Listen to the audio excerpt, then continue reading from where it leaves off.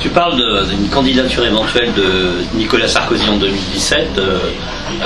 Qu'on ne souhaite pas, on espère avoir cassé le système avant.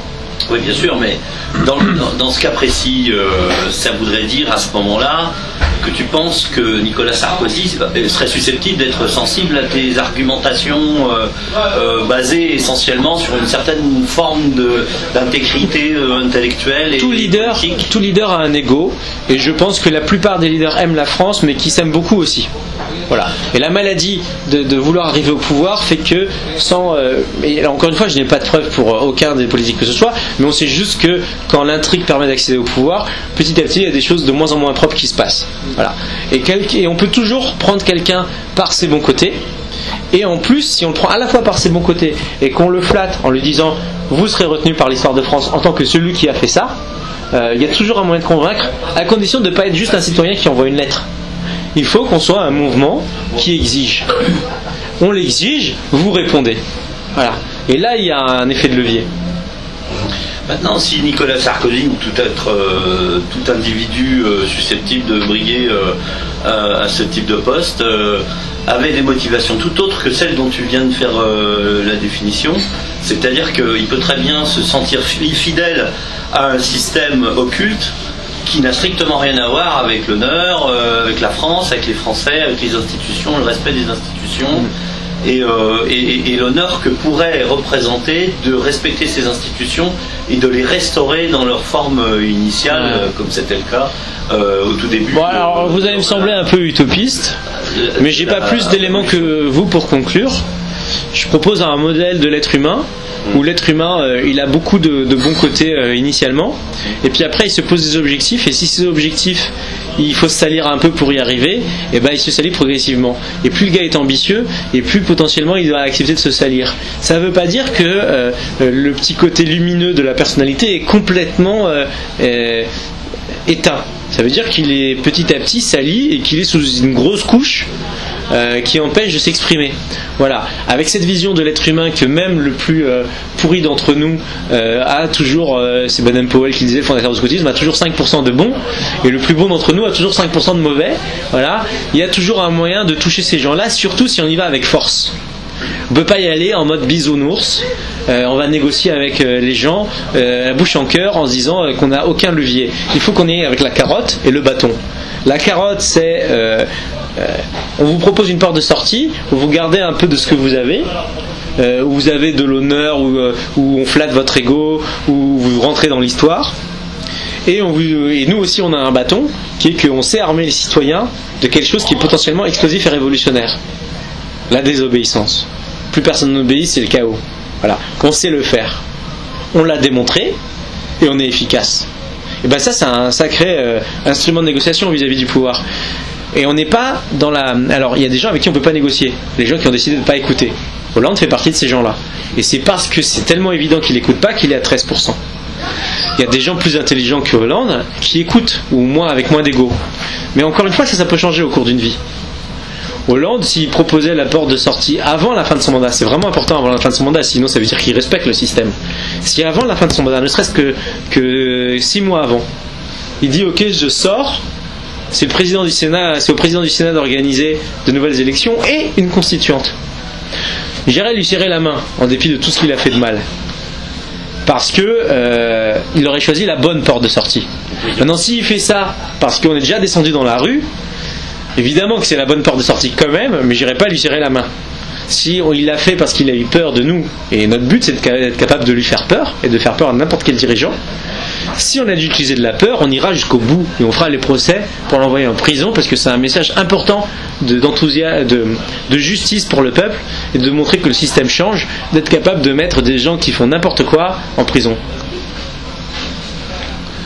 Maintenant, toutes ces personnalités à qui tu pourrais faire des pressions psychologiques pour leur faire rendre compte que les citoyens sont armés, à aller dans la direction des citoyens, avaient eux reçu des assurances, je reviens toujours à cette ligue occulte, que en réalité leur destinée est beaucoup plus haute, et que cette destinée elle dépend en fait de leur façon de, par exemple, détruire la France, qui pourrait représenter, je dirais, une concurrence pour une autre puissance. Ouais, je ne crois pas. Je vais vous dire pourquoi je ne crois pas au complot.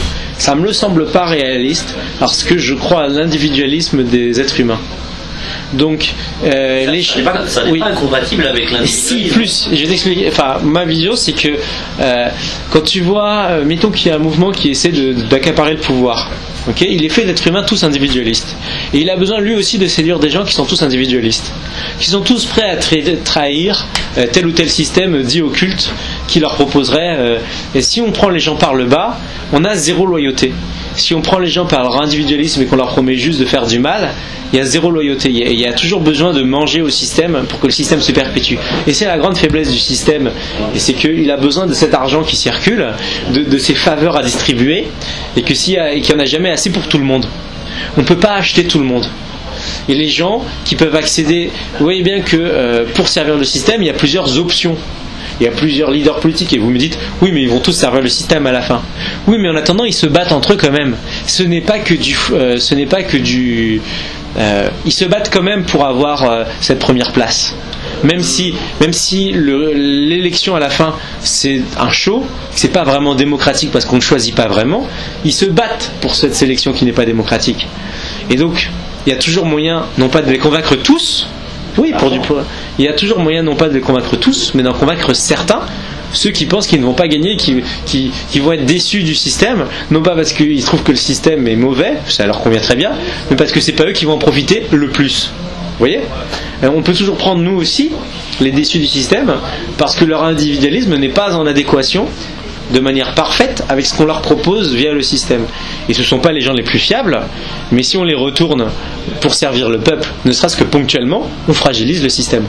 Moi je ne vous parle pas de faire de gens qui ont mangé dans le système tout d'un coup des grands idéalistes, je leur demande juste de nous aider à s'aborder le système actuel, ponctuellement. Si maintenant, je poursuis toujours dans cette perspective-là, si maintenant les éléments clés du système subissent un chantage particulièrement puissant qui les immobilise, qui les paralyse et qui les empêche de faire toute concession, je dirais, entre guillemets, révolutionnaire de 2014 pour la restitution et la restauration des institutions. Il est clair que c'est pour ça qu'on ne peut pas se contenter que de la phase proposition positive. Il faut être capable d'avoir la proposition sanction, enfin la sanction. Il faut être capable de faire la révolution, parce que sinon, on est à la merci de groupes de pression qui sont moins des enfants de cœur que nous. Les groupes de pression envers les hommes politiques, ils y vont eux derrière les rideaux, mais ils y vont par tout moyen. Séduction, pression, vous le dites. Voilà. Moi je ne pense pas qu'il y ait de réunion de ces différents groupes de pression, mais qu'elles sont tous contre le peuple quand même de facto. Voilà. Vu qu'elles ne font pas partie du peuple. Voilà. Et ces groupes de pression, ils y vont par tout moyen possible. Et c'est pour ça, moi, derrière votre question, il y a une exigence de ne vous laissez pas, ne soyez pas naïfs en face. Ils les contrôlent. À nous de contrôler nos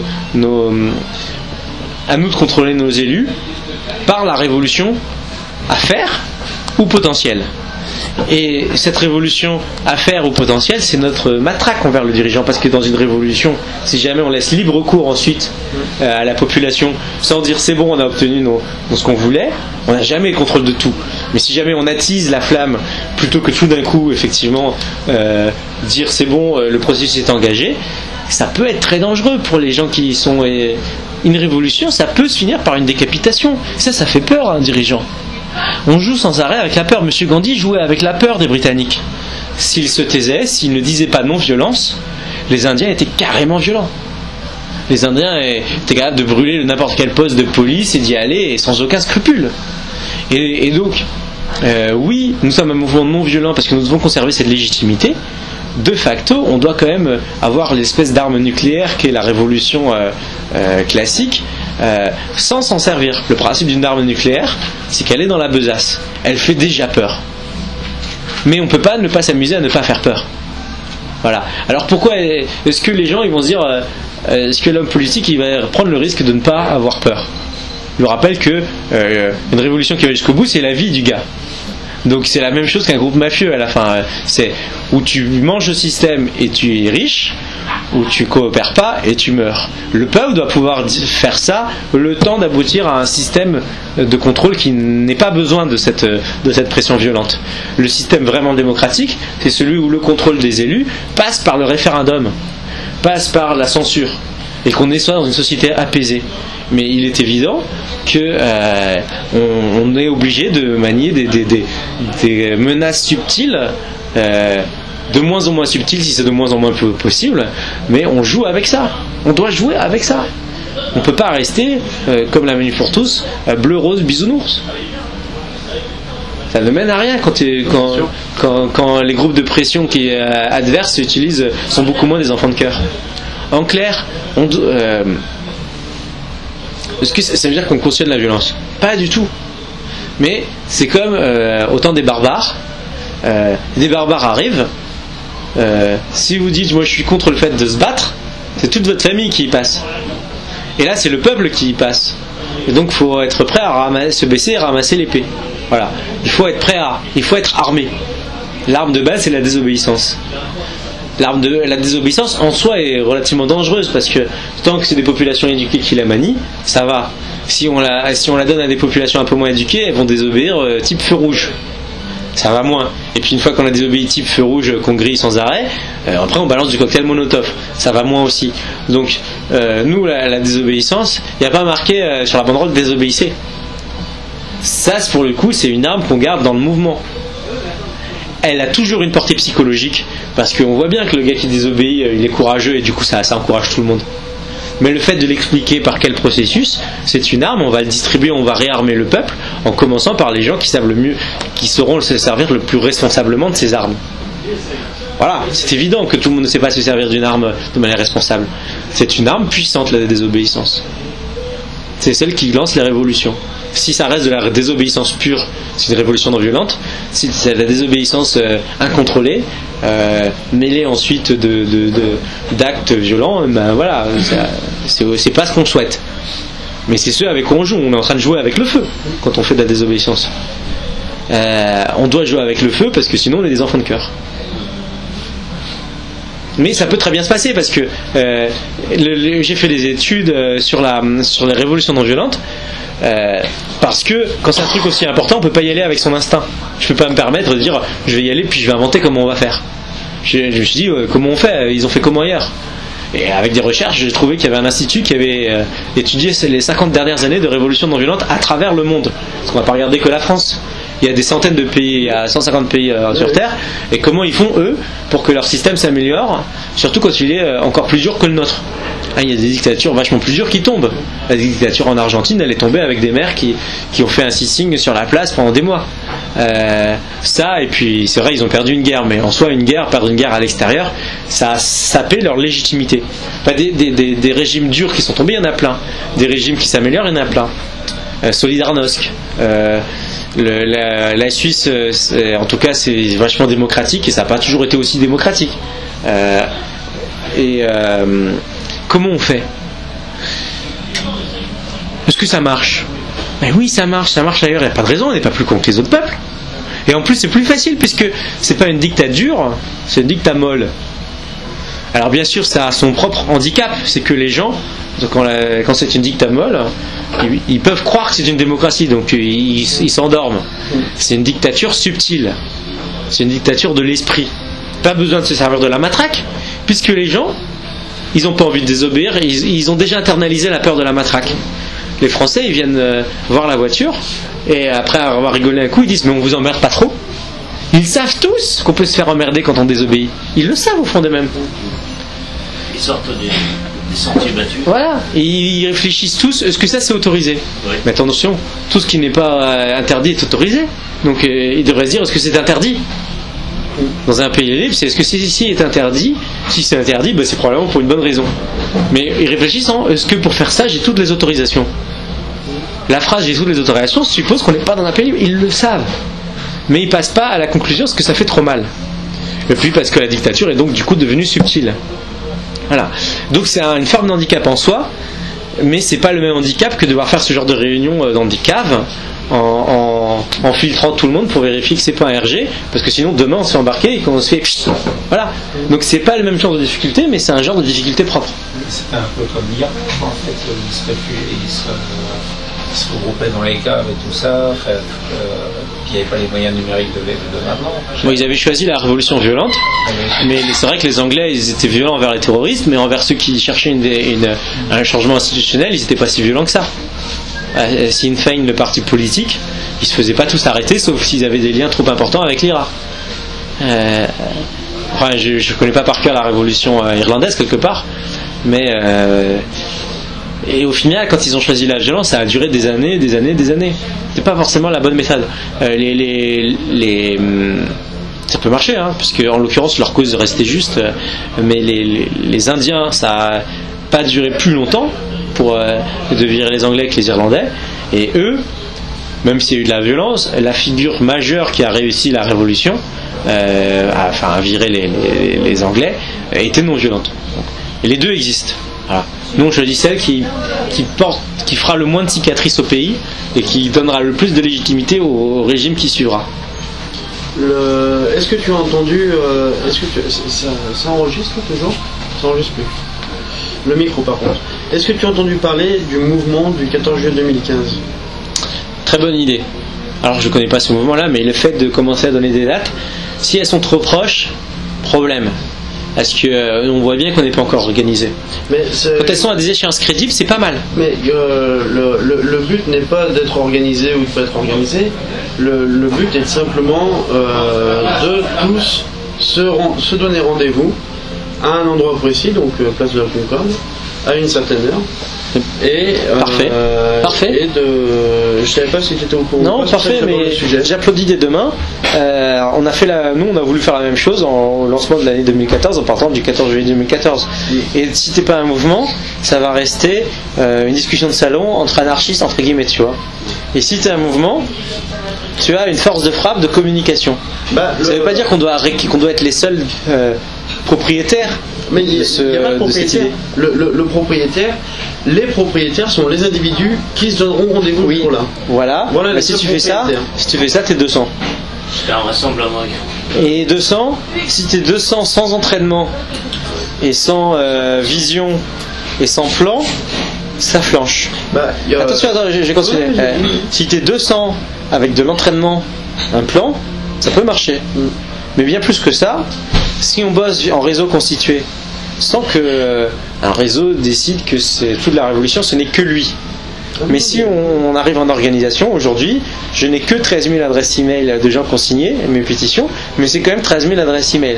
Les emails, c'est pas les gens qui sont sur Facebook, c'est aussi des gens qui travaillent et qui n'ont pas le temps d'aller sur Facebook. Voilà. Si on est un certain nombre de mouvements à solliciter des gens motivés, il y a des chances qu'au lieu d'être 200, on est 500. Je propose autre chose. Je propose qu'on vise les 1000, 2000, 3000, etc. de gens non entraînés et qu'on soit 50, 100, 200 de gens entraînés capables de faire que de toute manière le truc ça marche. Et c'est ça le but du mouvement de l'émission. Là c'est vraiment très important. Tout à l'heure je vous ai parlé de l'opération Place Tahrir. Je vous ai pas tous vérifié, je vous connais pas, etc. Bon, c'est pas grave. Parce que je joue les yeux bandés aux échecs contre un gouvernement qui voit mes pièces, mais je peux quand même le mettre échec et mat. Et donc je vous dis le plan. Et le plan il va se savoir, et les RG vont le savoir, mais on devrait être plus futé qu'eux, faire des feintes, etc. Voilà. Et ce plan-là, c'est ce que j'appelle l'opération Castor. Pourquoi Castor? Parce que ça veut dire construire un camp. Si on construit un camp fortifié à cet endroit-là, à ce fameux endroit-là, à ce moment-là, ou quelques jours avant, histoire que les gens soient tous chauds pour le jour où tout le monde était censé y aller. C'est ça l'action psychologique. C'est que les gens soient chauds, ils disent putain, 2 jours avant il y a eu ça, bah alors qu'est-ce que ça va être le jour vraiment clé? Voilà. Et l'opération Castor, c'est construire un camp fortifié en un temps chrono. Comme les écolos là, ils font des zones à défendre. Avec certaines méthodes, ils y arrivent bien, ils trimbolent leurs barrières, ça. Moi je propose, j'ai des astuces pour arriver de manière militaire encore plus efficace. Encore moins virable.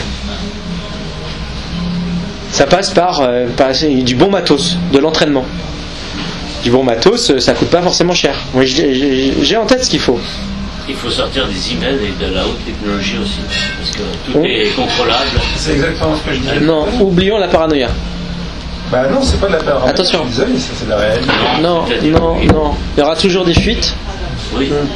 ne serait-ce que humaines. C'est pas grave si ça se sait. Non, C'est mais pas grave si ça se sait. tout ne doit pas se savoir. Le coup du castor, quand on sait combien il y a de personnes en face, Écoute, on connaît le nombre. Écoute, je Donc, paume la première c'est toujours la meilleure des choses. Je paume la première opération Castor parce qu'il y a eu des fuites. J'ai quand même gagné. Parce que je passe 3 jours en garde à vue, j'ai un procès de plus, so what? J'ai mis sur le terrain que 100 de mes chefs d'équipe, j'en ai gardé 100 réserves parce que tu as choisi la date à dernier moment, donc tout le monde, même ceux qui voulaient, il y en a qui a un mariage et il peut pas. Voilà, bon. Tu mets en jeu que la moitié de tes troupes, tu foires, tu recommences 2 mois plus tard avec un degré de secret supplémentaire. On est d'accord que on peut pas tout cacher, sinon on aura 0 ami. On est obligé de recruter tout ça. Et au final, il y aura des fuites. On est obligé de jouer contre un gars qui regarde nos pièces aux échecs. Ça ne nous empêchera pas de faire des feintes et de demander une deuxième partie. Et la deuxième fois, on le fout aux échecs et maths. Okay. Simplement, il faut que ce soit fait vite. Et si on pense trop au secret, on se met des barrières insurmontables en termes d'efficacité de l'organisation. Donc moi, je sais que je suis sur écoute, et il y a des choses dont je parle entièrement librement. J'ai d'ailleurs foiré organisationnellement l'opération 11 novembre. J'avais prévu beaucoup plus de secrets que je n'en ai eu. Donc quand au final j'ai dû faire un déroutement et j'ai dû dire le terrain sur lequel je me posais, et j'ai eu les flics à l'arrivée. Mais ils ont sous-dimensionné l'appareil répressif et j'ai gagné. Parce que je suis bien entraîné. Donc c'est pas grave, on peut pas tout miser sur la surprise. Il faut aussi mener sur l'entraînement. Et puis, je l'ai quand même pas rendu public, effectivement, je l'ai pas dit à tout mon mouvement, à tous mes cadres, 3 semaines avant. Sinon, ils auraient eu le temps de réfléchir et de prendre des rapports. On est en face d'une administration. C'est lent, c'est monolithique. Il y a des intérêts divers dans une administration, c'est pas unitaire. Il y a du bordel dans l'organisation, tout simplement. À la fin, ça produit un rapport qui n'est pas forcément cru. Voilà. Et donc nous, on a, si on reste flexible par petites équipes, on a un avantage de rapidité. On peut passer en clair, fort peu probable, si on n'est pas la menace terroriste numéro 1, qu'on soit écouté en temps réel. On est écouté pour savoir ce qu'on fait dans une semaine. Oui, je t'écoute. Alors maintenant, ton échéance à toi, c'est donc quelques jours avant le premier tour des élections présidentielles. Non, ça c'est vraiment le... Non, concrètement. Extrême, hein. Non, le 14 juillet 2016, c'est presque la dernière occasion de le faire. Okay. Donc tu t'es donné 2 ans. Moi je pensais 1 an avant, 14 juillet 2015. C'est dit la dernière. Le top, effectivement, le summum de probabilité, c'est le 14 juillet 2015. D'accord. Et je peux vous dire qu'il y aura, comme ils le savent aussi, puisqu'on le dit en public, il y aura un max de flics. Donc le summum de difficulté opérationnelle sera aussi cette année-là. Et donc on aura tenté probablement avant, on retentera après, etc. Mais c'est vrai que c'est une très bonne idée subversive et de camoufler vis-à-vis de l'autorité, de dire 14 juillet 2015, révolution. Et si c'est pas le 14 juillet 2015, c'est le 25 décembre 2015. D'accord. Donc ça va les faire flipper. Si vous voyez à Noël des tonnes de CRS dans toutes les rues, la bonne caméra se dira putain, on n'est pas en démocratie. Vous voyez? Pour Noël. Si Noël, au lieu des touristes et des machins, il y a des cartes de CRS à tous les coins de rue de Paris. c'est une autre prise de conscience. C'est une forme de prise de conscience, même sans agir sur le terrain. Mais ça ne nous empêchera pas, il faudra quand même agir sur le terrain un jour ou l'autre. Regardez les trésors comment je dirais, de quincaillerie autour de vous, vous confisquez votre voiture, vous en parlez régulièrement, tout ça, vous empêchez de rouler dans... Enfin, je sais pas, vous avez quand même le droit de circuler. En soi, c'est une démonstration qu'on n'est pas en démocratie. Quelle qu'en soit la décoration, quoi. Voilà, en soi, voilà, on est bien. On gagne toujours. Soit ils font trop de répression et on démontre que c'est pas la démocratie, soit ils en font pas assez. On passe entre les mailles du filet, on dit j'ai gagné. Et pour votre avion, dans les deux cas, on gagne. Vous avez été super fin parce que si je me souviens bien, vous êtes passé juste avant l'horaire où j'ai diminué les risques juridiques sans diminuer beaucoup le retour médiatique. Quand j'ai entendu ça, j'ai dit mais génial. Vous avez bien contrôlé, quoi. il faut être efficace. Mais derrière, par contre, vous voyez, l'appareil médiatique, enfin la répression médiatique s'est bien mise en place parce que le soir même. But décrédibiliser. N'empêche qu'on a eu la parole et pour l'instant ils m'ont pas fait passer encore comme un gros extrémiste. Ils le disent, mais je crois pas que la plupart des Français. La preuve c'est que même si je ne suis pas pro-Sarko, la plupart des sarkozystes sont très contents que je sois là. Et ça en soi ça veut dire qu'on n'est pas décrédibilisé. Voilà, qu'on n'est pas entièrement décrédibilisé. Bien sûr que les gens qui ont voté Hollande ils sont pas contents. Mais si Besancenot se refuse à critiquer Hollande d'émission, si les sarkozystes sont très contents et les marinistes infiniment ravis, eh ben on a déjà la large majorité des populations. On n'a pas encore les 87%, mais on est déjà dans les 70% de capital sympathie, sur 87% de potentiel. Il y aura les 13% incompressibles de socialistes loyalistes. Voilà. Même s'ils sont pourris, ils penseront socialistes. Voilà. Je t'écoute. Donc, en fait, je poursuis ma question. Donc, pour toi, l'échéance, c'est d'ici 2 ans. Maximum. Maintenant, on doit changer de stratégie. Maintenant, ça veut dire que tu considères que tout ce qui va se passer d'ici 2 ans, c'est à peu près linéaire. Je dirais à peu près linéaire, parce que c'est-à-dire que la situation va grosso modo continuer de se désagréger, mais qu'il n'y aura pas d'événement majeur qui peut intercepter à nous de faire les actions. Alors soit on doit faire un événement, on doit organiser des événements majeurs, mais c'est effectivement l'histoire est faite de rebondissements imprévisibles. Le top, c'est pas forcément le 14 juillet 2015. C'est le top comme idée à laisser passer. Le top, c'est un scandale en juillet 2015 qui déchaîne l'ire populaire et à J+2 ou J+3, enfin l'idée c'est que quand ça pourrait retomber, non, c'est nous qui commençons la révolution. Ça nous donne une rhétorique et toujours est-il que voilà, l'histoire c'est flexible, il faut donc qu'on soit entraîné en tant qu'organisation pour être capable de frapper, de faire cette opération Castor quand on veut, avec un délai minimum pour que même si on nous écoute, ils n'aient pas le temps de faire venir 10 000 CRS. Vous parliez de Noël, il y en a un aussi cette année, hein, Noël, les enfants tous les ans, même cette année, il y en a un. Alors Noël, on n'a pas le temps de s'organiser pour celui-ci, et pour marteler, pour faire une menace sans y aller, il faut avoir 2-3 mois. Voilà. Nous, ce qu'on a le temps de dire là, c'est l'opération 31 décembre. Psychologiquement, c'est un des jours, c'est une date clé importante parce que c'est le jour où Hollande parle comme s'il était la reine d'Angleterre. Et c'est insupportable. Déjà, quand c'était Charles de Gaulle, ça passait peut-être, mais depuis que c'est des présidents qui font 13%, ça passe plus du tout. Voilà. C'est un message enregistré, enfin ceci, ça. Ah bon, mais en tout cas, c'est vraiment un des instruments de propagation, du fait que le système se perpétue, parce que les Français sont censés regarder le président, puisque ça passe sur toutes les chaînes. Voilà. Et même si la plupart des gens qui sont déjà contre éteignent déjà, il faut le faire savoir. Comme l'an dernier, Bourdin il a dit, moi je débranche ma télé. Je ne sais pas s'il a copié sur moi indépendamment ou en copiant vraiment, mais c'est bien. Ça veut dire qu'ils le savent et que même lui, un média grand public, l'a dit. Donc nous, on débranche la télé et on va faire un cran de plus par rapport à l'an dernier. On va trinquer à son départ. C'est l'idée derrière le champagne Hollande d'émission. C'est pas grave si tout le monde ne l'a pas. N'empêche que tu te ramènes avec une bouteille et écrit Hollande d'émission, tu le ramènes à 31 réveillon, tout le monde rigole. Donc tout le monde se met dans la tête, tiens, la révolution ça va peut-être arriver. Et là, vous leur dites rendez-vous le 14 juillet. Il suffit de coller des étiquettes. Alors on le fera quand même, mais c'est une question de crédibilité. Tous ceux qui nous, on n'est pas dans le genre à vouloir faire du profit, c'est-à-dire tous ceux qui n'auront pas cette bouteille, coller un autocollant, ça vous coûtera moins cher et vous le ferez à la dernière minute. Faites-le. Oui. Ce t-shirt là, c'est pas nous qui l'avons vendu, mais je suis très content que tu l'aies fait. Très content que tu l'aies fait faire. On peut copier. On peut copier. Il y a un copyright, mais on l'exercera pas. C'est pas ma taille. On l'exercera si on voit qu'il y a une organisation pourrie qui veut faire juste du profit. Ah oui. Voilà. Mais même, il ferait notre boulot. Oui, il ferait notre boulot.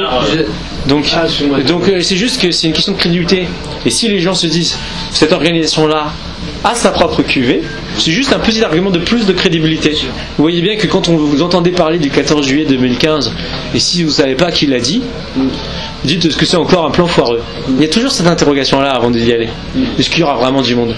Si c'est quelqu'un qui a de la crédibilité, si moi j'ai de plus en plus de crédibilité et que je m'en sers, et que je vais voir quelqu'un d'autre qui a de la crédibilité, et je sais pas moi, un José Bové qui dit lui aussi, et un Besancenot qui dit lui aussi, On ne va pas forcément mettre un au-dessus des autres, mais on se sert de ses crédibilités pour dire ah bah si lui il dit, bah lui on sait qu'il a tant de gars et puis eux c'est sérieux. Et puis lui il va y aller et puis bah lui on sait qu'il a tant de gars, ça crédibilise. Voilà. Le champagne de l'ordre d'émission, c'est du subversif qui crédibilise. Voilà. Encore ? Oui.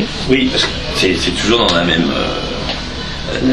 dans le même domaine des questions que je faisais, les dernières questions que je te posais.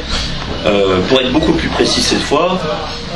Il y a des rumeurs qui indiquent visiblement qu'on est sur le point de connaître une nouvelle crise financière, au moins aussi violente que celle de 2008, et d'après les différentes sources financières, c'est des gens qui sont des praticiens de la finance, cette crise surviendrait à peu près en mai 2015.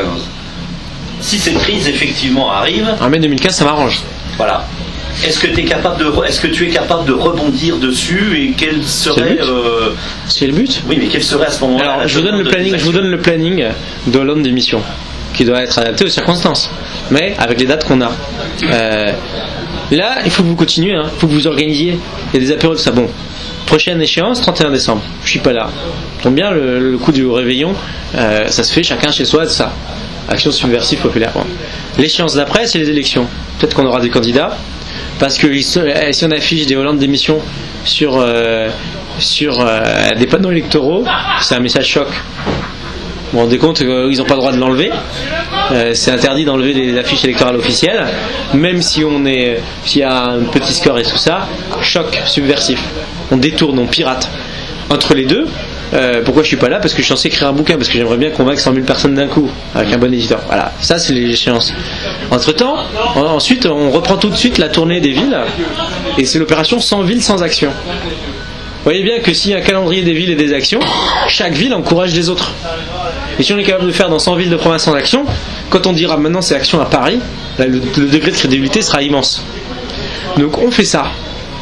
Et bien ça veut dire qu'il y aura de plus en plus d'équipes entraînées qui auront au moins fait une action. Et ces gens-là, j'espère qu'on est capable de les bouger dès mai. Mai, c'est l'époque des révolutions. Si mai, il y a une crise financière, top. Pour moi, top. En soi, c'est mauvais parce qu'il y a plein de gens qui sont ruinés. Mais comme on est dans un effort de bouleversement du système, on en profitera. Il y a une autre date clé de toute manière. C'est le 8 mai. Toutes les fêtes nationales, c'est des tabous à casser, et c'est des jours de congé, ça tombe bien. Donc ça fait qu'il y a plein de choses à faire sur des fêtes nationales. Le 8 mai est moins fort que le 14 juillet, mais cette année, les fêtes nationales tombent parfaitement. Elles font des ponts de 4 jours à chaque fois. Alors que l'an dernier, c'était des dimanches. Les ponts de 4 jours, ça veut dire que les militants qu'on ira chercher, ils peuvent se dire ok, moi j'ai posé mes 4 jours, et si je passe 2 jours en garde à vue, j'ai risqué un week-end de 4 jours, mais c'est pour la bonne cause.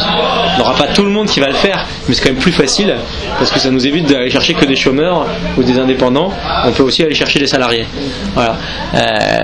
Et donc un coup d'essai, il faut qu'on fasse un coup d'essai en mai. Ça me semble évident. Ça sera pas. Alors jour de colère, ça veulent se rebouger. Le jour de colère, c'est de la manif juste un peu moins bisounours, mais qui dit manif dit épuisement s'il n'y a pas de résultat concret. Donc nous ne faisons pas de manif. Piratons les manifs des autres. Vous venez avec une banderole d'émission, ni vu ni connu. Vous le dites à personne. 2 gars qui ont la banderole, un gars qui filme. Image, photo, exfiltration.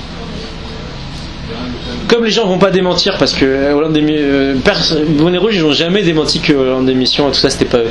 L'image est tellement mythique. Voilà, ils ont peut-être démenti, mais pas assez fort.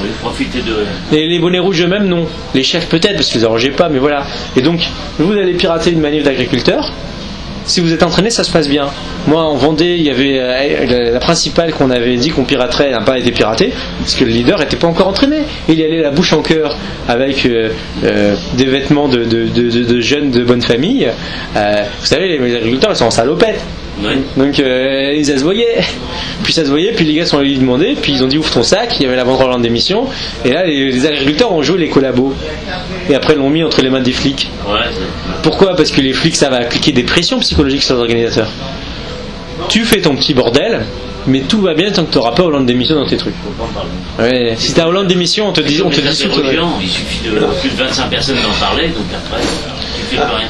Un petit truc, il y a Hollande d'émission et il y a Hollande dégage. Alors c'est très compliqué à gérer parce que la page qui a 400 000 likes au Land Dégage, c'était ma page et je la contrôle plus. Donc j'en parle pas en public, j'ai pas fait de grosses tribunes là-dessus.